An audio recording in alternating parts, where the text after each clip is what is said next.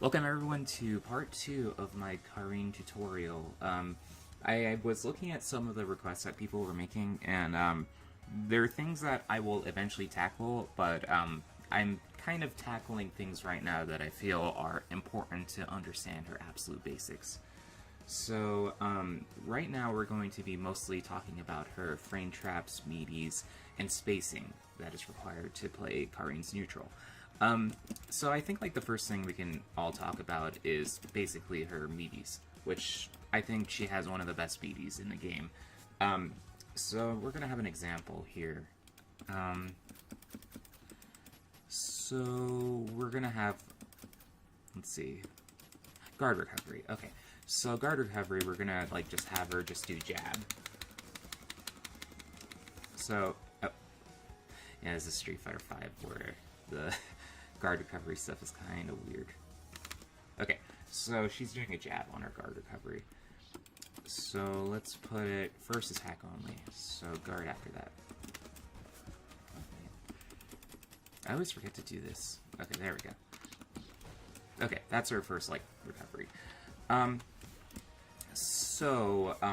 wait, we should probably do it when she's waking up. Record wake up actions. Yeah, let's do that instead. Instead of guard recovery. We'll cover, this will actually cover everything. Okay, so the idea of playing Karin is putting them in a situation where you can get a nice knockdown. Because Karin has like one of the best, she has one of the best meaties in the game. So we got a knockdown here. So the one that I normally like to use is doing counter hit off of standing light kick. That one is really, really, really good, and it's only one of her fastest buttons, so you can do that pretty easily. So just do standing light kick as one of her first meaties. This one's a little bit harder, I can understand. I didn't do this until I was like in platinum, or like actually no, yeah, I was like in ultra platinum when I started like doing this. But when you get her knocked down, you get a meaty. The reason why this works, this normally doesn't work if you try to do this. That won't work. The reason is because this is a counter hit combo. So this means you call them out whenever they're pressing something. So that one's her first one. It's pretty, like, it's one of the harder ones to do, but I highly recommend it because it's a very low investment button, and it's incredibly strong as well. Like, it leads to a lot of her nice combo routes. The other one that people tend to use as well is medium punch, and that's not bad. I'm not wild about it myself, but, like, you could do this. And this one's pretty good. Like, this one's like a little bit of the easier stuff, like if you want to like get into doing Karin's frame traps, or sorry, her doing her meaties. So you just get her knocked down, and then do this. It's pretty simple. You can also do this as well. I don't like doing this as much because of the range it pushes back, but like I like just to go into medium punch into medium kick because.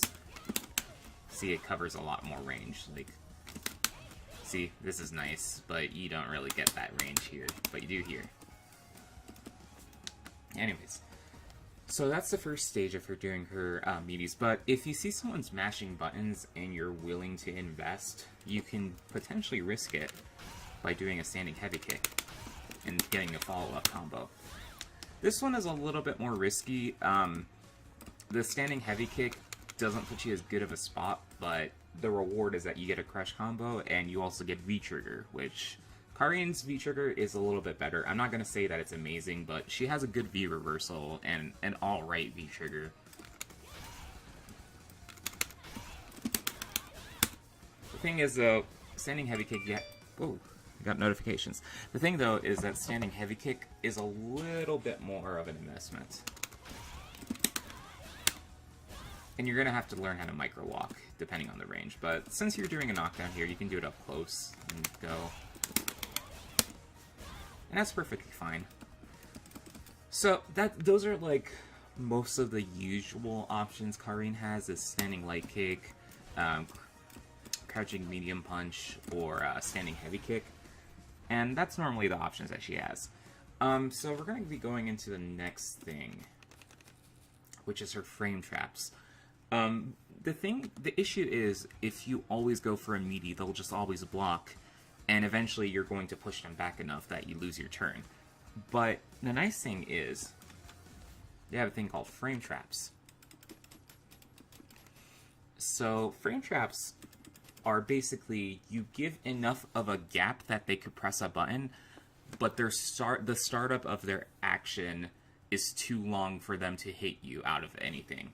So what you're basically doing is you are giving them a gap that if they're button mashing, they get caught in their startup frames, and you get like the following attack to hit them next. And Karin has an amazing frame trap with a standing leg kick. So we're gonna keep on the guard recovery here, and then we're gonna just have her block for sag. Yeah, see. So this is normally her frame trap. And that's her frame trap. It is a fantastic frame trap. So you go standing light kick, crouching medium punch, and then you do your follow-up. So we go boom, boom, and you get the nice counter hit. And it's very, very, very, very like good to learn like earlier than later. I didn't learn how to do frame traps until much later, and it felt like a world of a difference. Like, it felt like everything just opened up with Karin, because like it'll call out people who are button mashing, because there are some people who will wake up and just do this. I do that sometimes. If I see someone's like doesn't have like is investing too much, I will do this, and then it's my turn. But this is to call out button mashing. And it's very simple.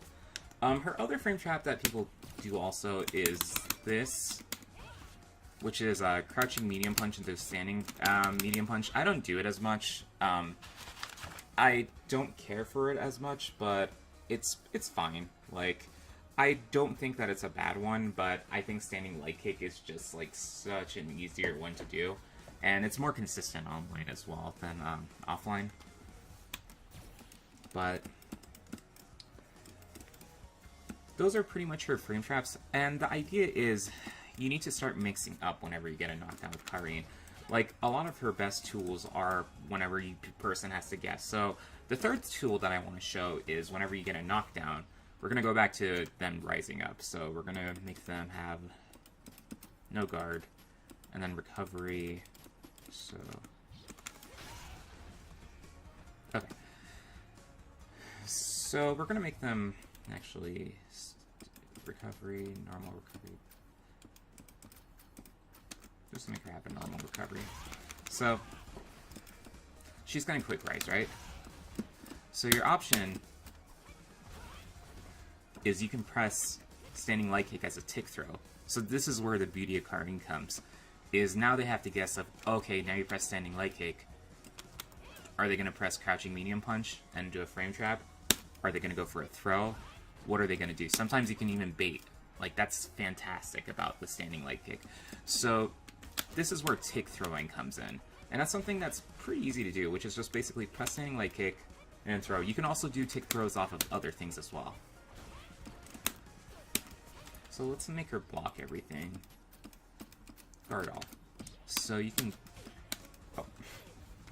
So we were talking about tick throwing, right? So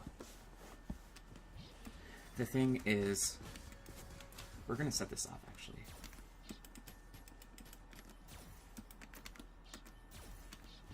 Okay. So tick throwing is, you basically choose like a button that doesn't push you back too much. Standing light kick is one of the nicer ones. You can do crouching medium punch as well, but you have to kind of be careful with that because that does have a little bit more pushback. So see, you can... So what I like to do is do a small micro step. Because if you don't do it,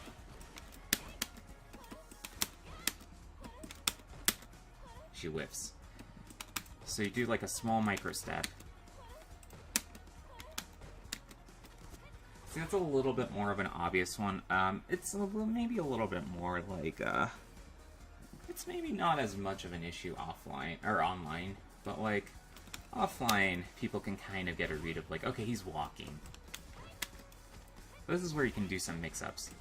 Well, not mix-ups, but like, Mix your stuff up. Crouch.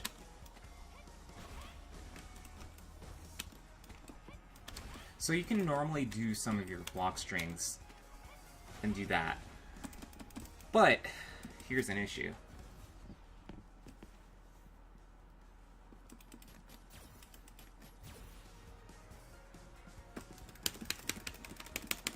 Oops. I don't know how to do these inputs.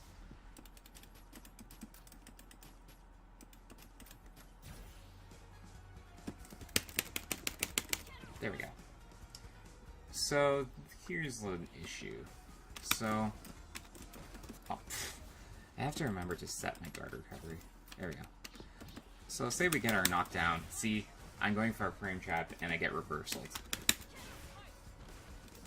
This is a little bit of an issue. So you can't go like wild about it. You can't be like, okay, now I'm just gonna do my block streams and you're gonna have to respect it. Eventually they'll catch on. They're gonna be like, okay, well they're going for frame trap every single time, so I'm just gonna hit reversal. So the idea to do, this is where baiting comes in. So we're gonna have her do a wake up action. She's gonna be doing DP, or no, we're just gonna have her do a guard recovery. That'll work fine. So there are answers to it. We're not gonna have her guard all. We're just gonna have her do no guard. Actually, after first attack. Okay. Okay, so we're gonna have a knockdown. And that's baiting with Karin. And then you get even more damage. So yeah. That's a really good baiting button as well. So we do boom. Whoa. That did not go like I wanted. Oh, did I put the health as finite? Yeah, dang it. Oh well. Doesn't matter. Okay. So we're gonna do a knockdown. And then press this. And then hit block. And then... And that is a good 314.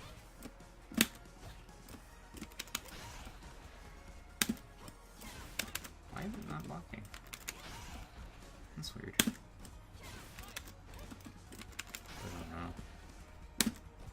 There we go. Yeah, I might just be mispressing something. Whenever you're put under pressure, you tend to screw up more. But that's not the only one you can bait with. I think that's one of the best ones. There are some characters that just straight up can't do anything against it. So you do a knockdown, and then just press this. You can see, that's like another option you can have, but I like standing like more. So we're going to have an example of a character that just does not have an answer to this. That if you do this with that character, and the Karin player knows, it puts you in a very bad spot.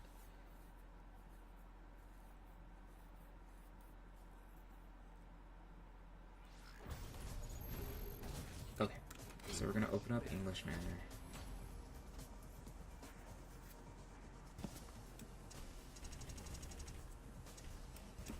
Oh, I was changing around characters. So we're gonna use Karin, and the character we're gonna do this against is gonna be Ed. So Ed does not have an answer to this very well. Like, if you try to do this against an Ed player, he just has to respect you.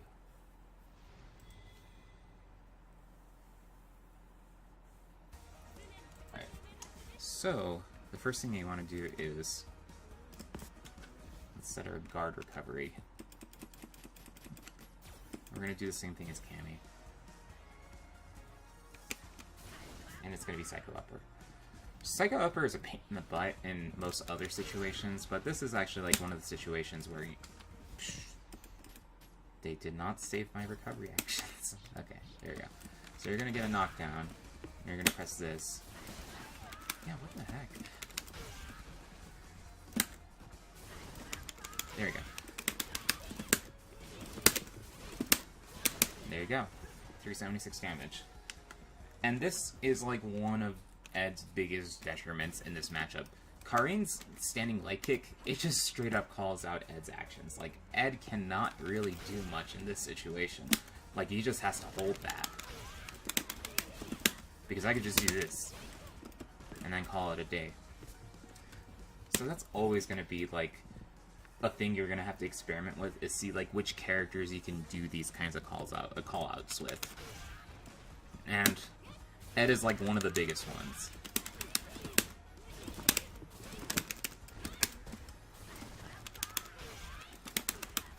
I've had, like, so many matches against Ed players who will, like, mash Psycho Upper, so my, like, train of thought is, okay, we're gonna get a knockdown, we're gonna press a button, see if he's gonna Psycho Upper. Okay, he did.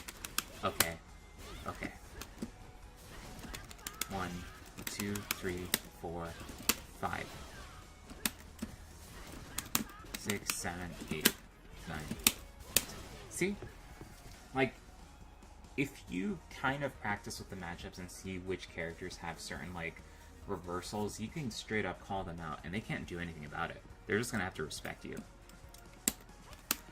So that about covers the ideas of frame traps and baiting to at least a basic level. And you know what? I can actually go in a little... Just gonna do they're not just gonna do reversal, obviously. They're gonna do, like, I showed an example. The first one was 3 framers, or just if the player is not thinking too much, they might do their 4 framers, but that's not gonna work. And they can get meatied, they can get frame trapped if they're mashing, and you can do baits. So another bait that I want to show is, so we're gonna set up Ed's wake up action. Your card wake up action. And we're just gonna... Okay, start recording. What the... I hate this system so much, I just wish I could. Okay, so his wake up action is gonna be throw attempts. And that's fine. This is where the idea of spacing comes in. I wanted to talk about spacing a little bit, and this is where we're gonna get, like, the first idea of proper spacing with Karin. So we're not going to have him guard at all. We're going to turn off the guard recovery actions. And, okay. So his wake up, we're going to do sweep, and then that's going to be his wake up action. It's going to be throw. So you have, like, 2 options. He's going to throw escape, and you're going to be, like, in less of an ideal spot. Like, you're going to lose a bit of your pressure. So he's going to push back. And then we're reset into neutral a little bit more. Like, he still has the corner against him, but he still has space, and now he can start his own stuff to kind of reset the neutral. It'll be less in your advantage. So what you can do is you can walk back and bait the throw. This is one of my favorite things to do against people is get a knockdown, walk forward, and then walk back, catch the throw whiff, and it puts them in such a bad spot, and then you can push them back even more. Like, this is the cool thing about Karin, is that she has a lot of moves that you can push back their opponent. So I'm gonna walk back. Oh, whoops. Let's do that again. I'm gonna walk back, and then boom, we're in the corner. That's not gonna happen, obviously. But yeah, see, get a knockdown, walk back a little bit. And then you can... And they're in a bad spot. So, this is where, like, the idea of baiting comes. Of you have to... Like, this is like a homework assignment if you're playing ranked. When you're playing ranked, make sure to get a read on what the player is trying to do when he gets up. There are some players, like myself when I'm desperate, where they mash. There are some players who try to go for a throw reversal, which is smart. There are some players who just straight up block. And I want you to get a note of, like, what is it my opponent is doing, and what can I do to call it out? Because it's a rock, paper, scissors. They will have to lose to at least one of the options. Like, they cannot have, like, there is no option select that covers avoiding getting thrown, avoiding getting meatied, avoiding getting frame trapped. Like, you can't, like, avoid every single thing. Avoiding getting overheaded. Like, they're going to have to, like, something will eventually give. I need to get a read on the player and see, okay, what is it that this player is falling, like, towards? And, like, when you do it enough, be like, okay, that's enough. Time to mix it up so I can get an idea of what else they're going to be, like, pushing for. Like, that's the idea of when you're trying to play, like, Karin's meaty game of, like, okay, they're falling for this, but they seem to be catching on. Now I need to mix it up. Because if you constantly go for the same option, they're going to eventually figure it out. Like, look, I'm just going to keep throwing. Oh, well, here you go. We're back in neutral. Sometimes they'll fall for it. I have had matches where I do, like, 5 throws in a row, but then I mix it up with, like, light kick, and then they're, like, not sure what to do, and they're like, oh, I got counter hit, now I'm going to throw again. Like, it's a lot of getting a feel for your opponent. And the unfortunate thing is you're not going to be playing like a first to 10. You're not going to get a read on the opponent like in a long set. You only have 2 matches top or minimum to get an idea of what your opponent is going to try to do. So you have to eventually like build up like an understanding of like, okay, this is what this player likes to do in this short amount of time. And that's going to be the same way in tournaments. Like, you are going to be playing best 2 out of 3. Or, yeah, best 2 out of 3. So, like, you're going to have to get an understanding of your opponent, like, within that small set of time. And that's, like, where a lot of, like, Street Fighter's beauty comes in, is trying to understand your opponent in a limited amount of time with your options and understanding your opponent's options. So, we're going to talk about a little small thing. This is kind of like a small thing. This isn't something that I exactly need to do. Okay, so we're gonna do... This is another option she has. It's an overhead. If you catch your opponent crouching too much, this is a little nice, like, hey, knock it off.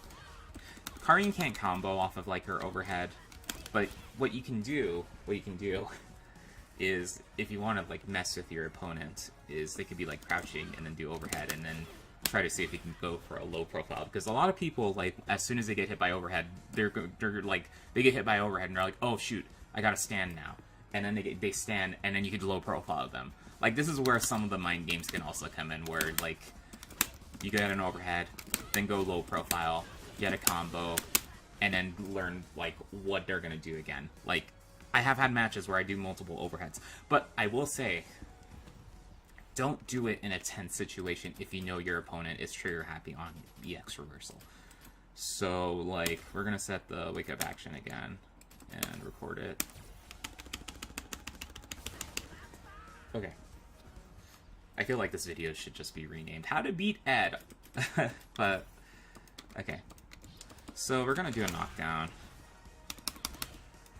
Okay, well, that clearly is not right. Record that again.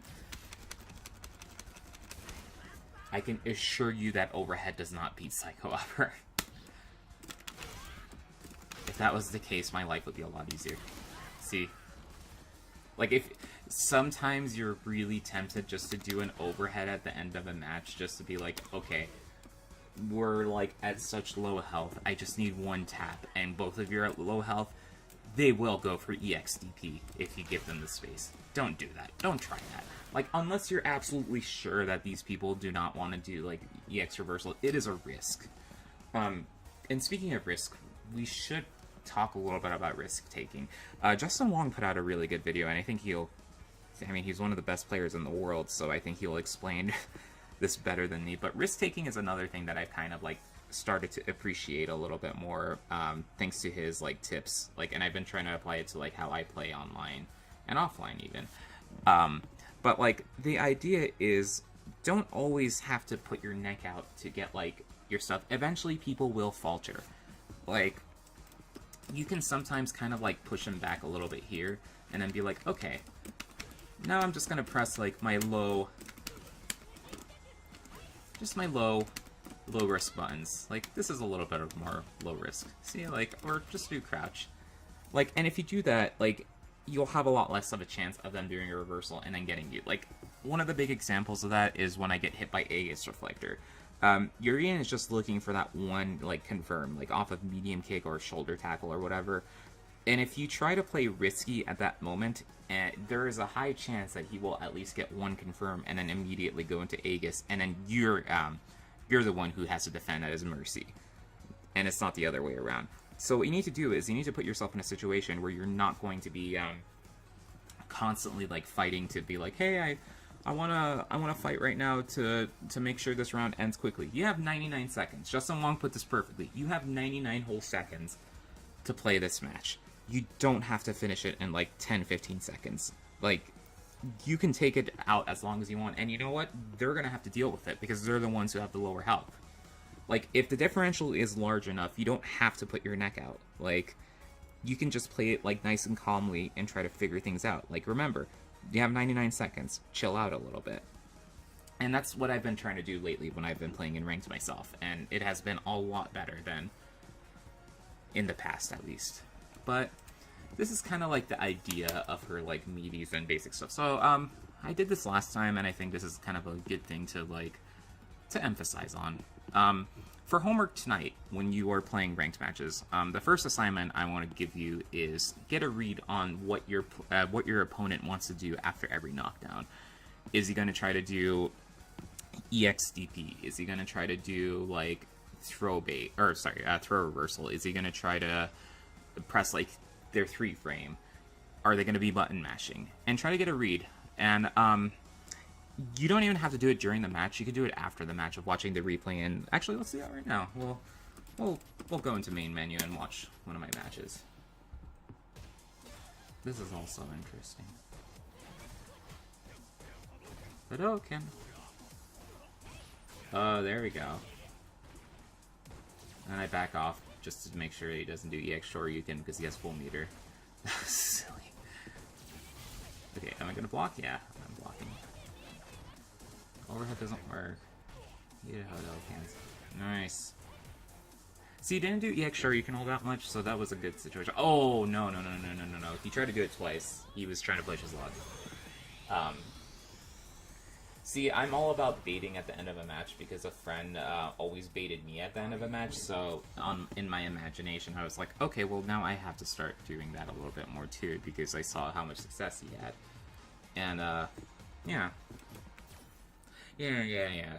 That was pretty good. Yeah, that was just like a thing of like, you just have to sometimes see what kind of player you're fighting because there are some people who would do EX like Shoryu like 5 times and you can't do crap about it. Okay, so he goes for EX Shoryu, and I'm gonna do Rasenha. Build up with Majin Kick. 2, 3. Don't have enough meter, so I'm just gonna hold. And then see, throw. And see. Oh, he gets out of the corner. See, I got a little bit too invested. 2.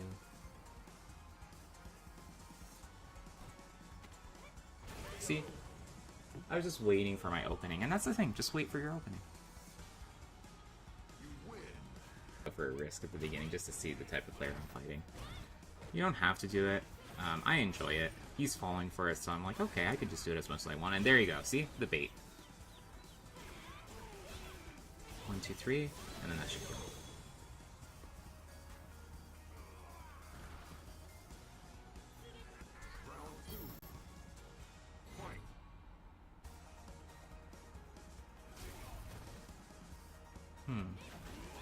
Oh, he's waiting for it now. Nice. And I wasn't expecting him to call out the EXCP because I haven't done an EXCP yet. And bait. Yeah, you can also bait on a V-trigger activation. It doesn't have to be just off of Meaties. Yeah. Predictable.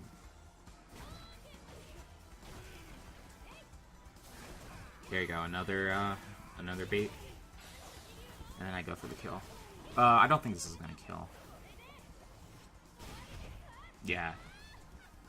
Okay, so now we're gonna have to wait, because he has... Oh, there we go. There's the Aegis setup. So he's probably... Oh, he didn't go for overhead. Okay. Yeah. That doesn't work on Karin. That's one of the characters that it does not fly with. Because I could just fly over it. But yeah. See, that was like a matchup where someone was very insistent on doing EXDP, so like, the mentality when you have that is to be like, okay, well, since you're doing like EXDP so much, you might as well just like hold back after every single time you get a knockdown, you know?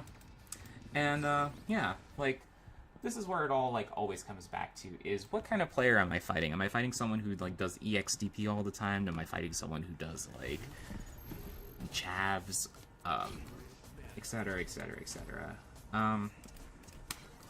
And like, yeah, that's always going to be like the thing. You will have different punishes for different characters, and you're just going to have to like go into training mode and try to see your options and watch replays and see what they were trying to do on you. And eventually things will make a little bit more sense as time goes on. That's always the important thing, is to like keep persisting, keep trying, and things will eventually make sense, you know?